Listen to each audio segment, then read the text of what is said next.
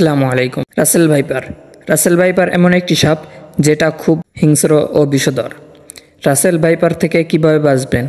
Russell viper এখন রাজধানী সহ অন্যান্য প্রায় 28 থেকে 29টি জেলায় দেখা গেছে। এই রাসেল ভাইপার অনেক হিংস্র হয় এবং রাসেল ভাইপার মানুষ দেখলে তাকে কামড়াতে যায়। এই রাসেল ভাইপারের হাত থেকে কিভাবে বাঁচবেন, এর থেকে কিভাবে সতর্ক থাকবেন? আপনারা যখন রাত্রে ঘুমাতে যাবেন অবশ্যই খাটের নিচে ভালোভাবে দেখে নেবেন, বিছানা ভালোভাবে ঝেড়ে নেবেন, কারণ সেখানে কিন্তু সাপ বসে থাকতে পারে।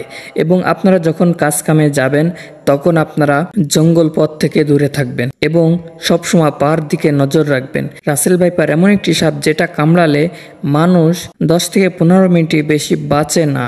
রাসেল ভাইপার সাপটি নদী অঞ্চলে বেশিরভাগ দেখা যায়। ইঁদুর যেখানে বেশি আছে সেখান থেকে আপনারা সতর্ক অবস্থানে থাকবেন, কারণ ইঁদুরের পাশাপাশি রাসেল ভাইপারও থাকতে পারে। প্রিয় দর্শক, ভিডিওটা যদি ভালো লেগে থাকে অবশ্যই একটি লাইক দিবেন। আপনারা যদি এই চ্যানেলে নতুন হয়ে থাকেন অবশ্যই চ্যানেলটি সাবস্ক্রাইব করবেন। ভালো থাকবেন, সুস্থ থাকবেন। দেখা হবে অন্য কোনো ভিডিওতে। আসসালামু আলাইকুম ওয়া রাহমাতুল্লাহ।